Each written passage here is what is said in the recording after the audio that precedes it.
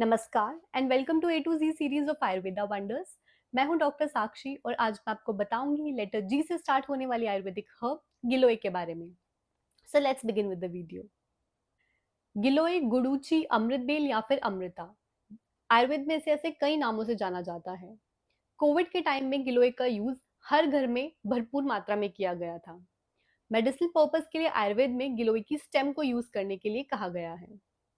थोड़े समय पहले गिलोय से रिलेटेड एक बहुत बड़ी कंट्रोवर्सी क्रिएट की गई थी, जिसमें ये कहा था कि गिलोय के यूज से लिवर इंजरी होती है, यानी कि ये लिवर के लिए हानिकारक होती है।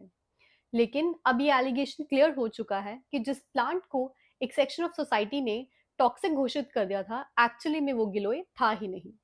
इसीलिए मैं आपसे कहती हूँ कि किसी भी हर्ब को यूज करने से पहले उसको प्रॉपरली आइडेंटिफाई करना बहुत जरूरी होता है, क्योंकि इम्प्रॉपर आइडेंटिफिकेशन की वजह से ऐसे हार्मफुल इफेक्ट्स देखने को मिलते हैं और अक्सर आप ब्लेम करते हो उस हर्ब को।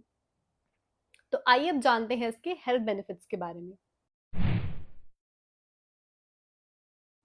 गिलोय एक बहुत ही अच्छा इम्यूनोमॉड्यूलेटर ड्रग है, यानी कि जिन भी लोगों के शरीर में बीमारियों से लड़ने की क्षमता कम है, ऐसे लोगों को गिलोय का यूज जरूर करना चाहिए। अगर किसी को लंबे समय से बुखार की शिकायत रहती हो, जिसमें उनको ठंड लगती हो, ऐसे केस में आपको गिलोय का काढ़ा बना के उन पेशेंट्स को जरूर देना चाहिए। जॉन्डिस या फिर पीलिया के केस में आपको गिलोय के रस को शहद के साथ मिलाकर रोज सुबह सुबह से पीने को देना चाहिए। स्किन डिजीज में या फिर त्वचा के विकारों में, जैसे कि स्किन में खुजली होना या फिर उसमें दाग धब्बे पड़ना या फिर जलन होना, ऐसी सभी डिजीज में भी आपको गिलोय का यूज करना चाहिए।